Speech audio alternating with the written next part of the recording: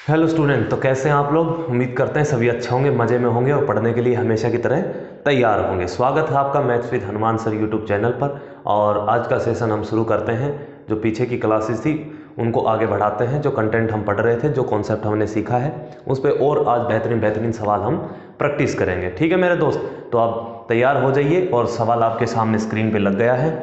जल्दी से सवाल को पढ़ेंगे, ठीक है, बिना टाइम वेस्ट किए सवाल पढ़ेंगे जल्दी से, शाबाश। और फिर हम इन सवालों को धीरे धीरे आज के सेशन भी बढ़ाते हैं धीरे धीरे। चलो भाई, पहला सवाल आपकी स्क्रीन पे है आज का, और जल्दी से पढ़ेंगे। तब तक मैं यहाँ पे ऑप्शन लिख देता हूँ इसकी, ठीक है।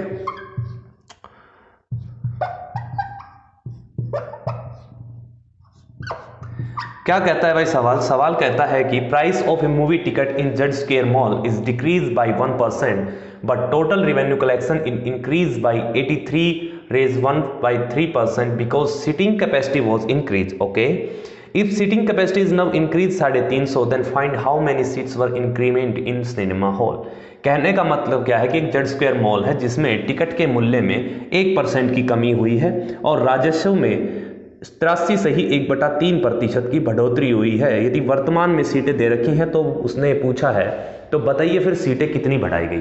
ठीक है मेरे भाई, चलो अब हम सवाल को शुरू करते हैं। रिवेन्यू, राजस्व की बात की गई है, मतलब रिवेन्यू की बात की गई है। रिवेन्यू क्या होता है भाई? टिकट प्राइस, ठीक है। टिकट प्राइस मतलब टिकट का प्राइस कितना है गुणा में, है ना। ये भी वही चीज बन गई, प्रोडक्ट हो गया, दो संख्याओं का प्रोडक्ट हो जाएगा नंबर ऑफ सीट, मतलब आप कितनी सीट बुक करते हैं, ठीक है, वो आपके क्या होगा, प्रोडक्ट हो जाएगा। आप कहोगे जी सर कोई दिक्कत नहीं है। अब उसने क्या कहा है रिवेन्यू में कहा है उसने 83 सही 1/3% की बढ़ोतरी हुई है। रिवेन्यू में इतने की बढ़ोतरी हुई है और टिकट मूल्य में 1% की कमी हुई है और प्राइस में 1% की कमी हुई है। तो पूछा आपसे नंबर ऑफ सीट दी हुई है कि वर्तमान में कितनी हो गई, है ना। तो आपको बढ़ी हुई सीटें बतानी है। तो हमें किसका भाई, नंबर ऑफ सीट का रेशियो पता होना चाहिए। तो आप कहोगे जी सर कोई दिक्कत नहीं, टिकट के प्राइस को मैं रिवेन्यू के प्राइस से, अगर रिवेन्यू से मैं क्या कर दूं, डिवाइड कर दूं, तो हमारे पास नंबर ऑफ सीट का रेशियो आ जाएगा। आप कहोगे जी सर कोई दिक्कत नहीं है। तो रिवेन्यू दिखता हूं मैं यहाँ पे, मैंने लिखा रिवेन्यू का आर, और 83 सही 1/3%, इसका मतलब होता है 5/6। आप कहोगे जी सर कोई दिक्कत नहीं है। अगर रिवेन्यू पहले 6 यूनिट था, अब बढ़ के कितना हो जाएगा भाई, 11 हो जाएगा। 5 यूनिट बढ़ेगा तो कितना हो गया, 11 हो गया। ठीक है, आप कहोगे जी सर कोई दिक्कत नहीं है। टिकट का मूल्य 1% डिक्रीज हुआ है, मैं लिख देता हूं यहाँ पे टिकट प्राइस लिख देता हूं डायरेक्ट में, ठीक है। 1% की कमी आएगी, मतलब अगर 100 था तो 1 की कमी हो गई, तो टिकट का मूल्य कितना हो गया, 99 हो गया। ठीक है, आगे देखो, हम नंबर ऑफ सीट निकाल सकते हैं। अब नंबर ऑफ सीट्स आ जाएगी हमारे पास, क्या आ गई भाई, नंबर ऑफ सीट। अब प्राइस को रिवेन्यू से मैं क्या कर देता हूँ, डिवाइड कर देता हूँ, है ना। डिवाइड करेंगे इसको तो ये क्या करेगा, मैंने बताया था कि डायरेक्ट आप क्या कर दो, क्रॉस मल्टीप्लाई कर दो। तो ये तो आएगा सर यहाँ से 6 गुना 99 और रेशियो ये इधर जाएगा तो 100 गुना में 11। आप कहोगे जी सर कोई दिक्कत नहीं है। अब देखो मेरे भाई, जो कटे वो काट लो। 11 से काटा सर हमने 9 बार, ठीक है, और 2 से काटा 2 तिया 6 और 2 5 10 50। तो ये तो हो गया सर 9 तिया 27 और यहाँ कितना हो गया, ये हो गया 50। आप कहोगे जी सर कोई दिक्कत नहीं है, ठीक है। तो भाई 27 से 50 हो गया, मतलब पहले टिकट जो थी, नंबर ऑफ सीट्स थी वो हमारे पास 27 थी, अब सीट कितनी हो गई, 50 हो गई। कितनी बढ़ गई सर, 23 यूनिट बढ़ गई। उसने यही पूछा है कि बढ़ी हुई सीटों की संख्या बतानी है। आप 350 का यूज करे बिना भी आप सोल्व कर सकते हैं। 23 मतलब 23 यूनिट की वैल्यू निकालनी है, 23 का मल्टीपल होना चाहिए, ना ये है ना ये है ना ये है, एक ही ऑप्शन है जो 23 का मल्टीपल है। आप कहोगे जी सर मजा आ गया, है ना। सोल्व करना चाहते हो तो सोल्व भी कर सकते हो। उसने कहा है कि अब जो सीटों की संख्या है वो कितना हो गई, 350 हो गई, मतलब 50 यूनिट की वैल्यू 350 है। कितना गुना है ये, 7 गुना है। तो ये भी कितना हो जाएगा, 23 की वैल्यू पूछी है, 23 7 तक कितना होता है भाई, 161 होता है। ठीक है, आप कहोगे जी सर कोई दिक्कत नहीं है। कोई समस्या है मेरे भाई इसमें? एक अच्छा सवाल था, जल्दी से इसको नोट करेंगे, फिर हम अगला सवाल लगवाते हैं। जल्दी से छापो भाई इस सवाल को, जल्दी से नोट करेंगे, शाबाश जल्दी नोट करो।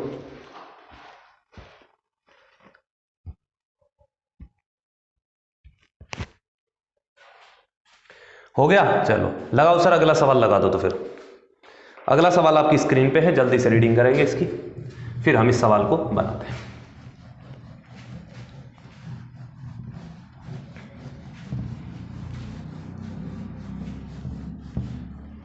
अगला सवाल क्या कहता है हमसे मेरे भाई, जल्दी से पढ़ेंगे जल्दी से। क्या कहा कि जब किसी वस्तु की कीमत में 35% की गिरावट हुई, जब किसी वस्तु की कीमत में 35% की कमी हुई, मतलब प्राइस की बात की है, प्राइस में 35% की कमी आ गई।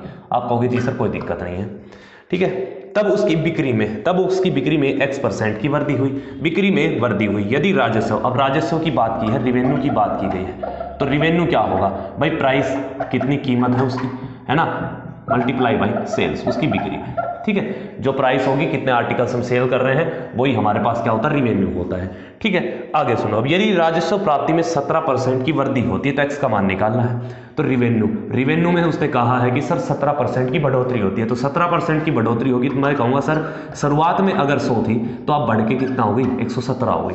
17% की बढ़ोतरी हुई है तो कितनी हो जाएगी, 117। आप कहोगे जी सर कोई दिक्कत नहीं है। अगर मैं इसको इसके प्राइस के रेशियो से डिवाइड कर दूं तो मेरे पास सेल्स आ जाएगी कि नहीं, बिक्री का रेशियो आएगा कि नहीं। आप कहोगे जी सर बिल्कुल आ जाएगा, है ना।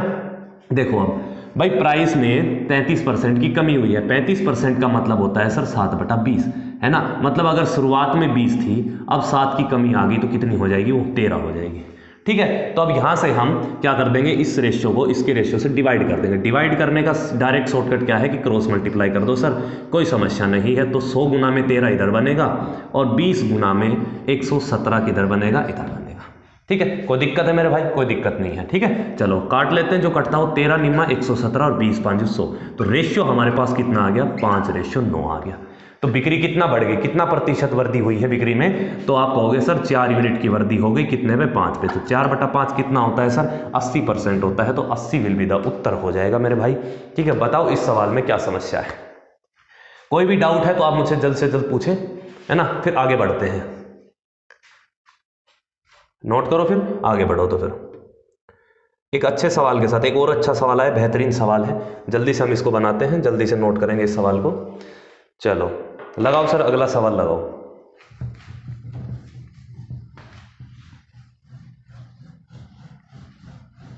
अगला सवाल क्या कहता है हमसे, पढ़ेंगे सभी, अगले सवाल पे ध्यान दे भाई, ठीक है। मैं तब तक ऑप्शन नोट कर दूं इसके, 8.4, 7.2, 6 और 9.6, ठीक है। अगले सवाल में क्या कहा है कि एक व्यक्ति की वार्षिक आय 1.2 लाख रुपए की वृद्धि होती है, परंतु आय पर लगने वाला कर 12% से 10% हो जाता है।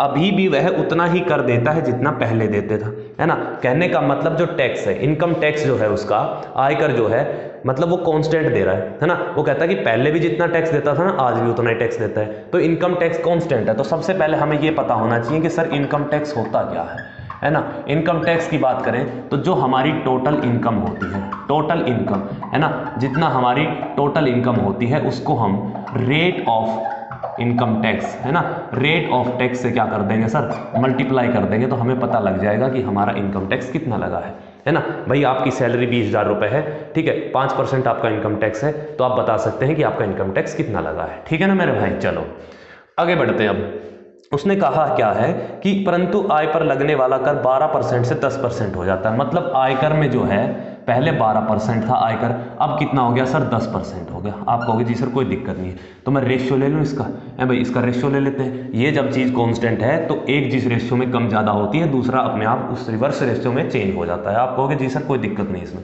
यहाँ से मैंने रेशियो लिया, ये हुआ 6, ये हुआ 2 5 10। जो इनकम टैक्स है उसका रेशियो 6 से 5 हुआ है, तो टोटल इनकम हमारी 5 से 6 होगी कि नहीं होगी, तभी तो इनकम टैक्स कांस्टेंट आएगा। दो संख्याओं का प्रोडक्ट कांस्टेंट तभी होगा जब एक जिस रेशियो में कम हो उससे रिवर्स रेशियो में दूसरी क्या हो जाए, चेंज हो जाए। आप कहोगे जी सर। उसने कहा है कि उसकी इनकम जो है 1.2 लाख बढ़ गई, 1.2 लाख बढ़ गई। तो यहाँ नहीं देख पा रहे आप सर, 1 यूनिट बढ़ी है, 5 से उसकी इनकम 6 हुई है, 1 यूनिट बढ़ी है। 1 यूनिट की वैल्यू कितना दे रखी है, 1.2 लाख दे रखी है, 1.2 लाख दे रखी है। तो 1 यूनिट की वैल्यू 1.2 लाख है। उसने पूछा तो बताइए उसकी इनकम, है ना, बढ़ी हुई इनकम कितनी है, बढ़ी हुई इनकम कितनी है, 6 यूनिट है, तो 6 की वैल्यू निकालनी है, 1.2 से मल्टीप्लाई हो जाएगी, 12 6 का 72 होता है, 1 डेसिमल लग जाएगा, 7.2 लाख रुपये हो जाएगी। बताओ भाई इस सवाल में क्या दिक्कत है, बड़े प्यार से हमने ये सवाल बनाया है, अच्छे से बनाया है, कोई दिक्कत है, कोई दिक्कत नहीं। मैंने ऐसे लिख दिया, कोई समस्या नहीं है इसमें, है ना भाई। आप ऐसे भी लिख सकते हो, रेट ऑफ इनकम टैक्स 6 से 5, फिर टोटल इनकम 5 से 6 हो जाएगी, वहां से चेंज निकाल सकते हो। एक ही बात है, कैसे भी लिख सकते हो, लिखने के तरीके हैं वैसे। ये तो सवाल वैसे ही बनाया है जैसे बनता है, ठीक है। इस सवाल को जल्दी से नोट करो, तो फिर आगे के सवाल पे बढ़ते हैं हम।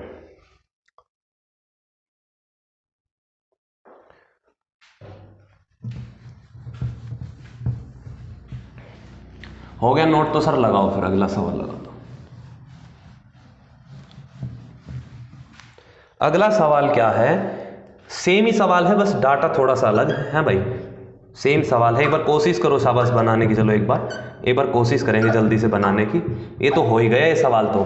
2.6 लाख रुपए दे रखा, मतलब 13 का मल्टीपल होगा। एक ही ऑप्शन है जो 13 का मल्टीपल है। लो आंसर खत्म भी हो गया, सवाल शुरू होने से पहले ही सवाल खत्म हो गया मेरे भाई, है ना। चलो अब इसका मैं सॉल्यूशन करवाता हूँ, आराम से देखेंगे। देखो, यदि एक व्यक्ति की वार्षिक आय में 2.6 लाख रुपए से बढ़ी है, लेकिन उसका आयकर टैक्स जिसका उसे भुगतान करना है वो 17.1 से, है ना, मैं डायरेक्ट लिख देता हूँ, जो टैक्स है वो कितना गया 17.1% से कितना बढ़ा है भाई 13.3% हो गया। 13.3% हो गया। आप कहोगे जी सर कोई दिक्कत नहीं है, इनकम टैक्स कांस्टेंट दे रखा है, ये एक लाइन दे रखी है इस पे 35% की, ये सिर्फ आपको क्या करने के लिए, पागल बनाने के लिए, इसका कोई यूज नहीं है क्योंकि हमें डायरेक्ट दे रखी है, डायरेक्ट ही निकालेंगे। ठीक, तो टोटल इनकम होगी हमारी, वो किस रेशियो में बदलेगी है भाई, तो 19 निम्मा 171, 19 7 133। जो इनकम टैक्स है वो 9 से 7 हुआ है, जो रेट ऑफ इनकम टैक्स है वो 9 से 7 है।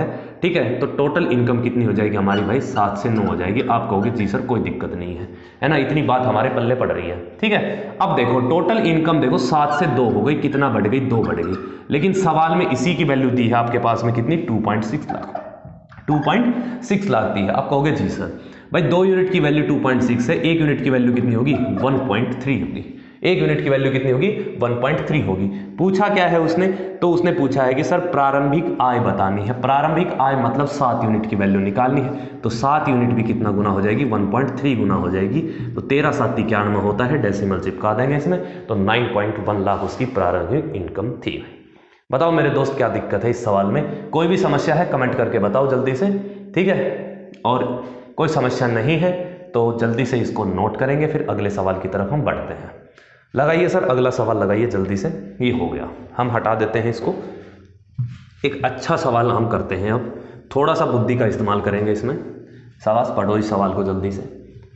अभी तक इनकम टैक्स जो है वो कांस्टेंट दे रखा था, लेकिन अब उसने कुछ चेंज दिया है। वो चेंज क्या है उसको भी हम समझेंगे। जैसे एक व्यक्ति की वार्षिक आय 4.5 लाख बढ़ जाती है, वार्षिक आय कितना बढ़ जाती है 4.5 लाख बढ़ जाती है। आप कहोगे जी सर इसमें तो कोई दिक्कत नहीं है, ठीक है, लेकिन आयकर पर 26% से 20% हो जाता है। आयकर जो है 26% से सर कितना हो गया 20% हो गया। आप कहोगे जी सर कोई दिक्कत नहीं है इसमें, जो आयकर जो है इनकम टैक्स जो है वो 26% से कितना हो गया 20% हो गया। आप कहोगे सर कोई दिक्कत नहीं है, उसको 12,000 रुपए अधिक आयकर देना पड़ता है, बढ़ी हुई आय ज्ञात करें। अब की बार उसे 12,000 रुपए अधिक आयकर देना पड़ रहा है, ठीक है। अब इनकम टैक्स कांस्टेंट नहीं है, तो मेरे दोस्त एक बात आपको क्लियर हो जाए, अगर ये 12,000 टैक्स ना देना पड़ता, ये 12,000 रुपए टैक्स अगर हम नहीं देते तो हमारा जो इनकम टैक्स था वो कांस्टेंट रहता कि नहीं रहता। इस 12,000 वजह से, इस 12,000 रुपए की वजह से हमारे इनकम टैक्स में गड़बड़ हुई है कि नहीं हुई है। 12,000 अधिक देना पड़ रहा है। ये 12,000 अधिक रुपए जो है एंड में टैक्स कितना दे रहा है 20%। कहने का मतलब ये है कि सर 20% जो है वो 12,000 के बराबर, मतलब ये जो टैक्स लगा है ये 20% टैक्स है उस राशि पे, है ना। जो भी राशि एक्स्ट्रा बढ़ी थी उसका 20% ये 12,000 है। अगर वो राशि बढ़ी ना होती, है ना, जो राशि बढ़ी थी उस पर जो टैक्स लगा है 20% का, उसकी वजह से ये 12,000 अधिक देना पड़ा। मैं कहता हूं कि वो राशि बढ़ी ना होती, है ना, वो राशि बढ़ी ना होती, जितनी राशि पे टैक्स लगा उतनी राशि हम कम कर दें तो हमारा इनकम टैक्स कांस्टेंट होगा कि नहीं होगा। आप कहोगे जी सर कुछ कुछ पल्ले पड़ रहा है ना, 20% की वैल्यू 12,000 है तो वो राशि क्या रही होगी, तो राशि 100% होगी, है भाई, 100% होगी तो 12 5 60,000। आप कहोगे जी सर कोई दिक्कत नहीं है, 60,000 को मैं लिख सकता हूँ 0.6 लाख, मतलब ये जो 0.6 लाख अधिक राशि बढ़ी थी उसके अंदर, उसी की वजह से हमें ये 12,000 रुपए टैक्स देना पड़ा था। अगर ये 12,000 की मैं कमी कर दूं, मतलब ये टैक्स ना देना पड़े, मतलब 0.6 लाख मैं इनकम ना बढ़ाऊं। कहने का मतलब ये है अगर मैं 0.6 लाख यहाँ पे कमी कर दूं तो कितना आएगा ये 3.9 लाख। मैं कह दूं कि इसकी इनकम जो है वो सिर्फ 3.9 लाख ही बढ़ी है, ठीक है, उसकी इनकम कितना बढ़ी है 3.9 लाख ही बढ़ी, तो इनकम टैक्स क्या होगा कांस्टेंट होगा कि नहीं होगा, ये एक्स्ट्रा हमें जो टैक्स है वो देना नहीं पड़ेगा। आप कहोगे जी सर, तो भाई यहां से काटेंगे, 2 से कटेगा 13 बार, 2 से कटेगा 10 बार, जो इनकम टैक्स है वो 13 से 10 है, तो जो टोटल इनकम होगी हमारी वो क्या हो जाएगी 10 से 13 होगी। आप कहोगे जी सर कोई समस्या नहीं है, ठीक है। अब देखो इनकम कितना बढ़ी है, आप कहोगे सर 3 यूनिट बढ़ी है, लेकिन सवाल में 3 यूनिट की वैल्यू 3.9 लाख है। कितना गुना है ये 1.3 गुना है। कितना गुना है मेरे भाई, ये 1.3 गुना है। उसने पूछा क्या है, उसने पूछा क्या है, तो बढ़ी हुई आय ज्ञात करें। तो बढ़ी हुई आय कितनी है, अरे बढ़ी हुई आय कितनी है, आप कहोगे सर ये तो 13 यूनिट है। तो 13 की वैल्यू भी क्या हो जाएगी, 1.3 हो जाएगी। 13 169 होता है, एक डेसिमल लगेगा, मतलब 16.9 लाख, है ना। लेकिन ऑप्शन में 16.9 लाख आपको नहीं मिलेगा। तो आंसर क्या होगा सर, तो भाई ये जो 0.6 की हमने करी थी ये और जोड़ दो इसमें, तो 0.6 और जोड़ देंगे तो 9 और 6 15, बढ़ी हुई इनकम कितनी आ जाएगी, 17.5 लाख रुपए। 17.5 लाख रुपए इसका राइट आंसर हो जाएगा। उम्मीद करते हैं ये सवाल समझ में आया होगा। एक अच्छा सवाल था ये, है ना, बेहतरीन सवाल है मेरे भाई। जल्दी से इस सवाल को नोट करेंगे, अच्छे तरीके से नोट करेंगे, ठीक है, और फिर हम आगे सवालों पे बढ़ते हैं, ठीक है। जल्दी से छापो इसको, फिर अगला सवाल लगाते हैं। लगाइए सर, अगला सवाल लगाइए, ठीक है। चलो अगले सवाल पे बढ़ते हैं अब भाई।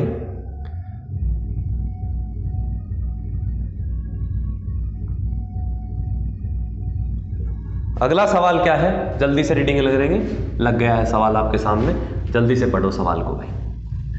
अगर कोई दिक्कत आती है तो सवाल को 2-4 बार पढ़ें, सवाल अपने आप समझ में आ जाता है ना मेरे भाई। चलो अगला सवाल क्या है, ऑप्शन लिख दूं मैं इसके। 60% है, 30% है, 40% है और 45% है, ठीक है। अब सवाल पढ़ते हैं, सवाल क्या दिया है। In a triangle base is increase by 66⁻²/3%, then how much percentage, है ना, height should be reduced such that area of a triangle remain constant. Area of triangle, अब मुझे एक बात बताओ, एरिया ऑफ ट्रायंगल कितना होता है, आप कहोगे सर 1/2 बेस इंटू हाइट होता है। कोई दिक्कत नहीं है, 1/2 तो कांस्टेंट है ना, ये तो कांस्टेंट वैल्यू है। अब उसने कहा अगर एरिया कांस्टेंट है, अब देखो ये भी तो दो संख्याओं का प्रोडक्ट हो गया। दो संख्याओं का कोई भी प्रोडक्ट अगर कांस्टेंट होता है तो एक जिस रेशियो में बढ़ती है उससे रिवर्स रेशियो में दूसरी संख्या अपने आप कम हो जाती है। अब उसने क्या कहा है कि सर आधार मतलब बेस में उसने 66 सही 2/3% की वृद्धि की है। 66 सही 2/3% की क्या की है, वृद्धि की है। 66 सही 2/3% क्या होता है, आप कहोगे सर 2/3 होता है। मतलब अगर बेस पहले 3 यूनिट था, 2 बढ़ेगा तो कितना हो जाएगा, 5 यूनिट हो जाएगा। एरिया हमारे पास कांस्टेंट है, हाइट में चेंज पूछा है तो आप हाइट का रेशियो नहीं निकाल सकते, हाइट का रेशियो रिवर्स हो जाएगा क्योंकि एरिया कांस्टेंट दे रखा है। तो हाइट का रेशियो क्या हो जाएगा, रिवर्स हो जाएगा। आप कहोगे जी सर कोई दिक्कत नहीं है, तो आप नहीं निकाल सकते यहाँ से।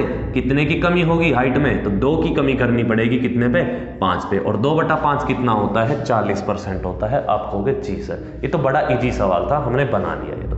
जल्दी से इसका सॉल्यूशन नोट करेंगे, फिर हम अगले सवाल की ओर बढ़ते हैं मेरे भाई। जल्दी से नोट करेंगे शाबाश।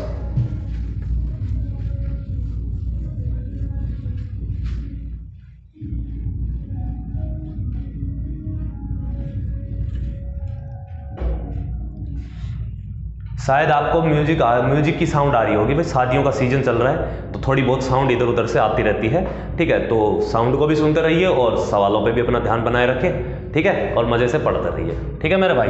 अगला सवाल क्या लगा है, अगला सवाल पढ़ेंगे अब जल्दी से। अगला सवाल क्या कहता है हमसे, अगला सवाल ये है कि सर एक त्रिभुज की ऊंचाई में, है ना, मैं पहले ऑप्शन लिख देता हूं आपके सामने, आप जल्दी से सवाल पढ़ो और बनाने की कोशिश करो एक बार, है ना। बनाओ शाबाश, सभी बनाएंगे।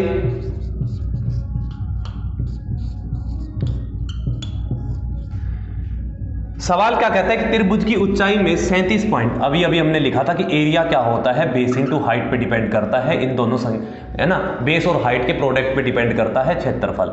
लेकिन इसने क्या कहा है कि ऊंचाई को सर 37.5%, ऊंचाई को 37.5% मैं लिख सकता हूं 3/8 डायरेक्ट। ऊंचाई को इसने 3/8 बढ़ाया है और आधार में 45.45 की कमी की है, 45.45% की वृद्धि हुई है, मतलब ये 5/11 है। ये कितना है सर, 5/11 है। तो आपको क्षेत्रफल में परिवर्तन पूछा है, तो क्षेत्रफल में क्या परिवर्तन आएगा तो आप नहीं निकाल सकते हैं भाई। पहले हम क्या निकालेंगे, इनिशियल बेस क्या होगा, 11 यूनिट है सर। अब 5 बढ़ गया, बेस बढ़ के कितना हो जाएगा, 16 हो जाएगा। आप कहोगे जी सर पहले हाइट जो थी वो 8 यूनिट थी, अब बढ़ के कितनी हो गई, 11 हो गई। कोई दिक्कत है, कोई दिक्कत नहीं है ना। ये पहले वाला एरिया आ गया, ये अब वाला एरिया आ गया नया। दोनों में परिवर्तन पूछा है कि परिवर्तन बताइए कि बढ़ा है या कम हुआ है। आप कहोगे सर 11 से तो 11 कट गया, 8 दूनी 16, 1:2 हुआ है, मतलब कोई संख्या अपने आप की दुगनी हो गई। दुगनी होने का मतलब क्या होता है, वो कितना बढ़ गई सर, 100% बढ़ गई। ये चीज़ें मैंने शुरुआत की क्लासों में आपको अच्छे से समझाई है, तो अब मैं डायरेक्ट करूँगा इनको, बार बार मत पूछना बीच में ये क्या है, ठीक है ना। अगर कोई दिक्कत आती है तो एक बार पहले की वीडियो देख के आओ, फिर इस क्लास को कंटिन्यू करो, ठीक है मेरे भाई। चलो अगले सवाल की ओर बढ़ते हैं। ये सवाल उम्मीद करते हैं आपको समझ में आ गया होगा, अच्छा सवाल था ये भी, ठीक है। लगाओ सर अगला सवाल लगाओ फिर जल्दी से।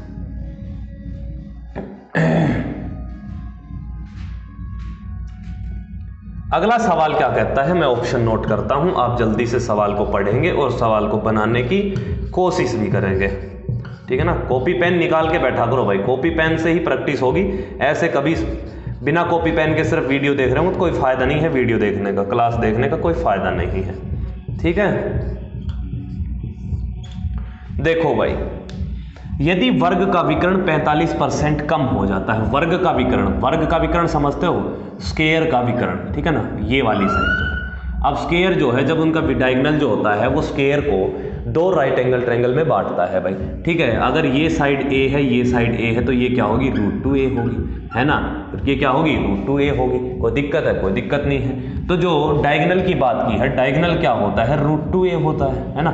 जो स्क्वायर का डायगोनल होता है वो क्या होता है, √2a होता है। तो √2a तो यहाँ पे कांस्टेंट है, √2a तो कांस्टेंट, तो डायगोनल डायरेक्ट किस पे डिपेंड करेगा, अब साइड पे होगा, साइड और डायगोनल बराबर हो जाएंगे, ठीक है। तो उसने पूछा है अगर विकर्ण 45% या साइड 45% की कमी हुई है, 45% की कमी होने का मतलब क्या है सर, 9/20 हो गई, है ना, 9/20 हो गई। मतलब इनिशियल में अगर साइड 20 यूनिट थी, है ना, 9 की कमी आएगी तो सर कितनी हो जाएगी, 11 हो जाएगी। ये हमारा डायगोनल दे रखा है, या मैं कह सकता हूँ एरिया दोनों, ठीक है। ये साइड नहीं, सॉरी साइड, है ना, साइड दे रखी है 20:11 में। हमें क्षेत्रफल में परिवर्तन निकालना, तो क्षेत्रफल क्या होता है स्क्वायर का, है भाई, साइड का स्क्वायर, है भाई, साइड का स्क्वायर करेंगे तो 20 का स्क्वायर करूंगा मैं और 11 का स्क्वायर करूंगा। 20 का स्क्वायर करूंगा तो यहाँ पे कितना आएगा, 400 आएगा, और यहाँ पे कितना आएगा, 121 आएगा। आप कहोगे जी सर कोई दिक्कत नहीं है मेरे भाई, कोई दिक्कत है। चलो अगर मैं इसको बेस को 100 बना लूँ, है ना, तो डायरेक्ट चेंज पता लग जाएगा। अगर बेस को 100 बनाया जा सकता है तो आप बेस को 100 बना लो डायरेक्ट, है ना। यहाँ पे कम ज़्यादा करके बटे 400 करके ऐसा कुछ नहीं करना है। मैं कहता हूँ कि सर बेस को मैं 400 ही बना सकता हूँ, कैसे, 1/4 से डिवाइड करके, पूरे रेशियो को 1/4 से मैं डिवाइड कर देता हूँ। तो जैसे 400 को मैंने 4 से डिवाइड किया तो बना 100, ठीक है, और 121 को 4 से डिवाइड किया तो 3 चौका 120 होता है भाई, और 1/4 कितना होता है, 0.25 होता है। आप कहोगे जी सर कोई दिक्कत नहीं है। अब 100 से कोई संख्या 30.25 हो गई तो कितने की कमी आ गई है भाई, कितने की कमी आ गई है, 69.75% की कमी आ गई। कितने की कमी आ गई, 69.75% की कमी आ गई, ठीक है। घटाना हो तो देखो ये 30 से बड़ी संख्या है तो आप डायरेक्ट 31 घटा लो, 31 घटाऊंगा तो कितना आएगा, 69, और ये 100 में से घटा दो कितना आएगा, 1 में से घटा दो कितना आ जाएगा, 0.75% प्रतिशत का साइन लगा दें। बताओ मेरे भाई क्या दिक्कत है इस सवाल में, कोई समस्या है, कोई परेशानी है, ठीक है। चलो नोट करो फिर इसको जल्दी से, कोई परेशानी नहीं है तो फिर अगले सवाल की ओर बढ़ते हैं। अगले सवाल की ओर बढ़ते हैं, जल्दी से इस सवाल को नोट करेंगे, है ना, मेरे गंदे से भैया जल्दी से नोट करो इस सवाल को। हो गया नोट, चलो तो फिर सर अगला सवाल लगा दीजिए। अगले सवाल की तरफ बढ़ते हैं, एक बहुत बेहतरीन सवाल है, ठीक है।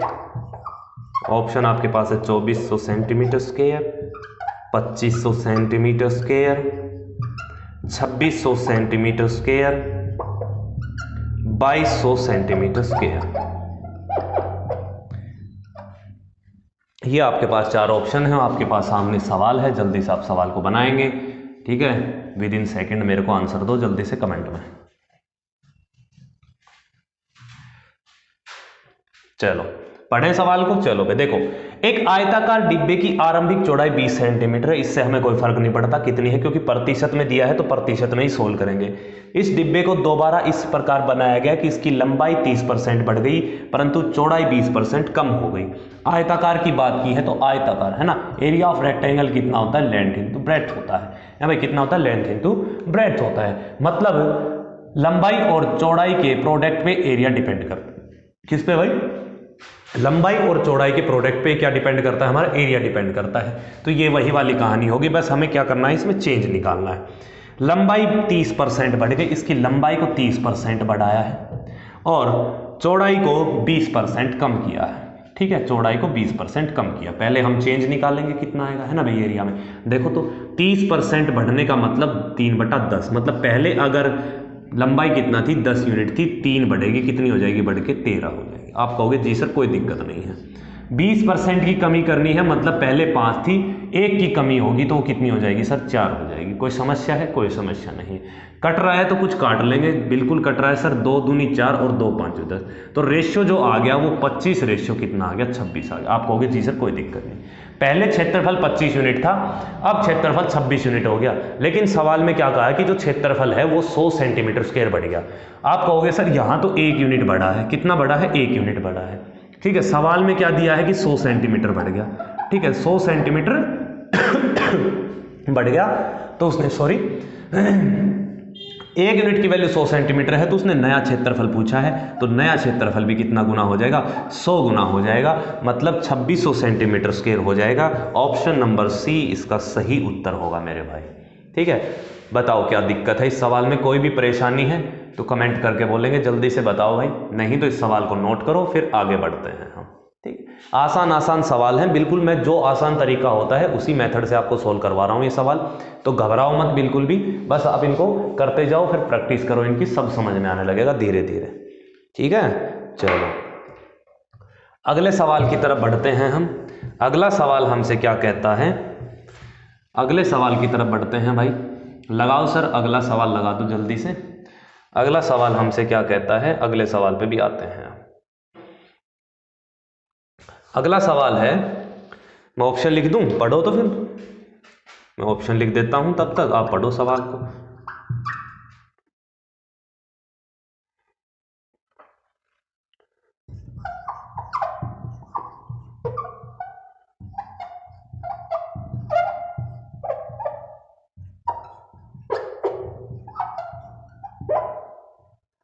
चलो, क्या कहा है कि एक सिलेंडर की त्रिज्या 120% बढ़ जाती है और उसकी ऊंचाई 40% तक कम हो जाती है, इसके आयतन में प्रतिशत वृद्धि ज्ञात करें। आयतन मतलब वॉल्यूम, वॉल्यूम ऑफ सिलेंडर क्या होती है, आप कहोगे sir pi r square h, क्या होती है, पाई आर स्क्वायर एच होती है। ठीक है, मतलब ये तो कांस्टेंट हो गया, तो वॉल्यूम डिपेंड किस पे करेगी, है भाई, त्रिज्या के स्क्वायर पे और हाइट प्रोडक्ट पे।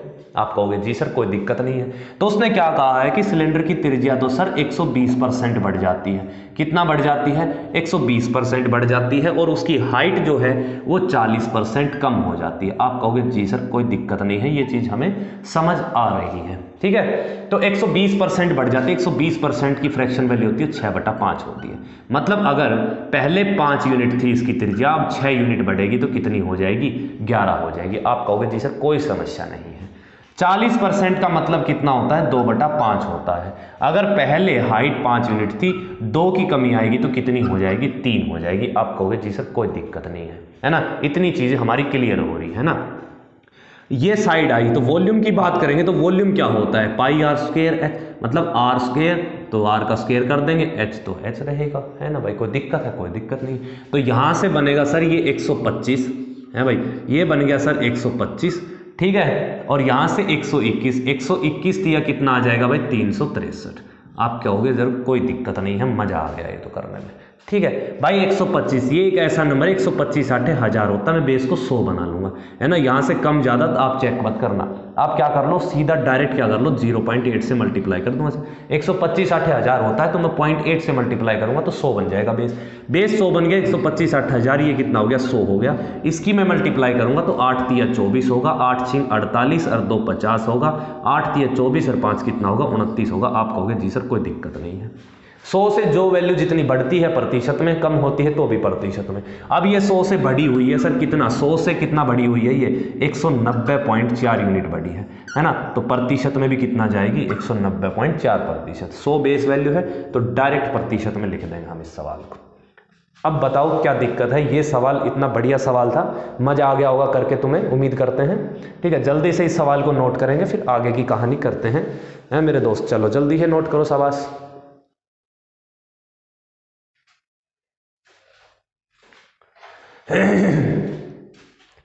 हो गया नोट मेरे दोस्त। चलो तो फिर अगला सवाल लगाओ सर, जल्दी से अगले सवाल पे बढ़ते हैं।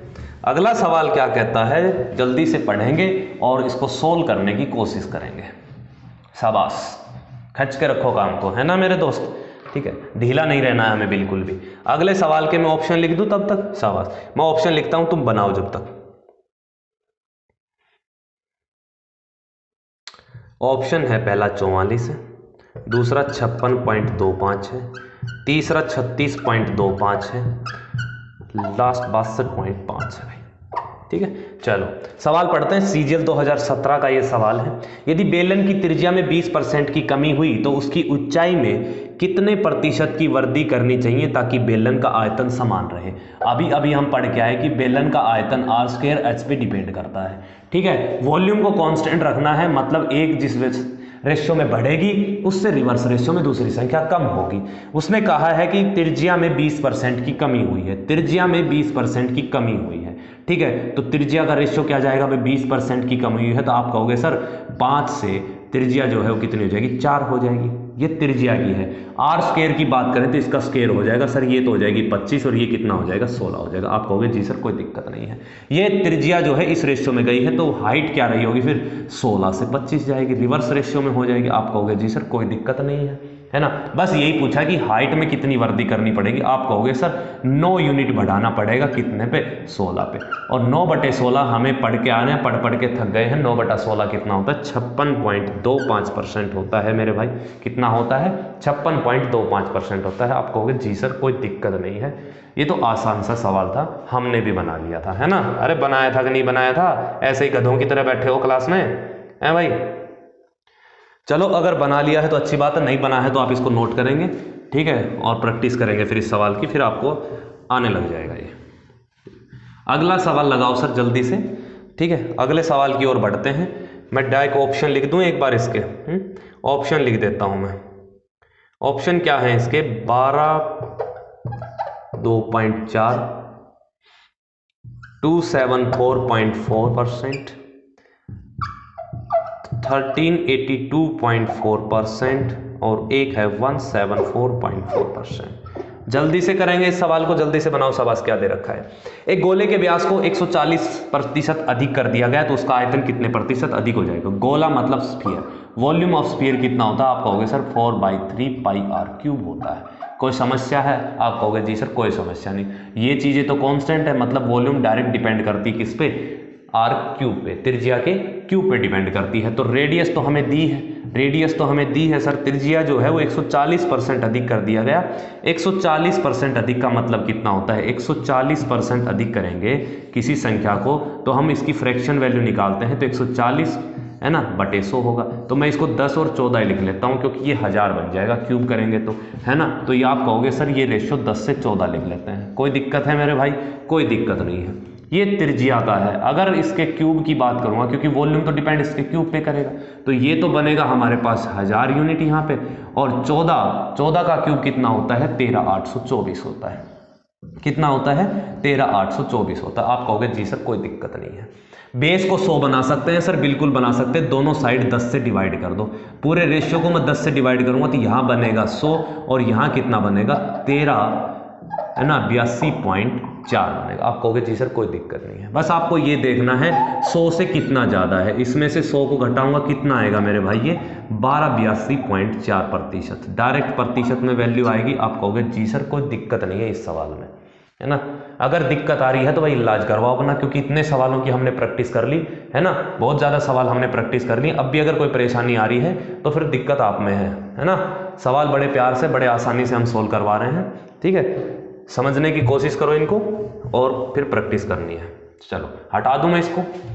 अगला सवाल लगाओ सर। अगला सवाल क्या है? अगला सवाल हमसे कहता है एक गोले का आयतन 119.7% बढ़ जाता है। एक गोले का आयतन जो है वो 119.7% बढ़ जाता है सर, जब इसकी त्रिज्या में जब इसकी त्रिज्या को बढ़ाया जाता है। तो गोले के वक्र पृष्ठ के क्षेत्रफल में परिवर्तन प्रतिशत ज्ञात करें। बड़ा इजी सवाल है, बस इसकी लैंग्वेज समझो। गोले का आयतन बढ़ गया भाई, गोले का आयतन बढ़ गया, मतलब गोले का आयतन अभी अभी हम पढ़ के आए कि किस पे डिपेंड करता है सर, इसकी रेडियस की पावर 3 पे डिपेंड करता है, त्रिज्या की पावर क्यूब पे, है ना भाई।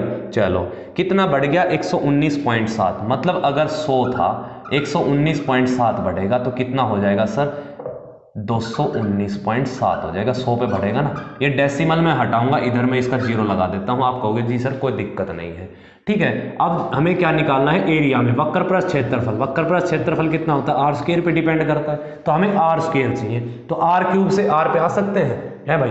r³ से हम पहले r निकाल लेते हैं, कोई दिक्कत नहीं है, त्रिज्या निकाल लेते हैं, ठीक है। r³ की वैल्यू ये है, r पे जाना है तो मैं इसकी पावर को 1/3 कर देता। आप कहोगे जी सर कोई दिक्कत नहीं है, ठीक है। तो ये तो कितना बनेगा सर 10 की है, और ये किसकी है सर, ये 13 की क्यूब है।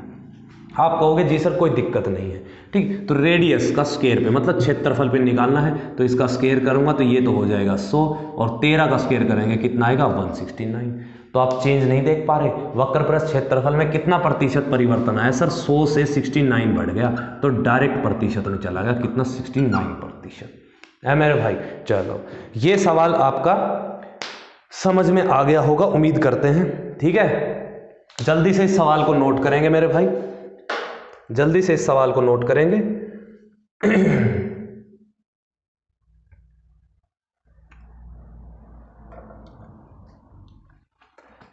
हाँ तो दोस्तों बताओ आज का सेशन कैसा लगा। आज की क्लास में हमने अच्छे अच्छे सवाल लगाए हैं, उम्मीद करते हैं सभी को समझ में आए होंगे। अगर नहीं समझ में आए, 1-2 सवाल में डाउट रह गया तो वीडियो को एक बार दोबारा से देखेंगे, पूरे डाउट अपने क्लियर करने हैं। और फिर भी कोई डाउट रहता है तो आप मुझे पर्सनल या तो व्हाट्सअप कर सकते हैं या कमेंट में, ठीक है। कोई भी डाउट हो वो मुझसे पूछ सकते हैं, उसका 100% आपको सोल्यूशन मिल जाएगा, ठीक है। तो आज की क्लास को हम यहीं क्या करते हैं, विराम देते हैं, आज की कहानी यहीं ख़त्म करते हैं अपनी, ठीक है। और मिलते हैं फिर अगली क्लास में, तब तक पढ़ाई कीजिए, प्रैक्टिस कीजिए दबा के, ठीक है मेरे दोस्त। हंसते रहिए, मुस्कुराते रहिए और पढ़ते रहिए maths with Hanuman sir YouTube channel पर, ठीक है। और वीडियो अच्छी लगी तो लाइक शेयर जरूर करें, ठीक है। और अपने दोस्तों को सभी को, है ना, शेयर करें ताकि वो भी एक अच्छे से अपनी प्रैक्टिस कर सके, ठीक है मेरे दोस्त। चलो तो मिलते हैं फिर अगली क्लास में, बाय बाय।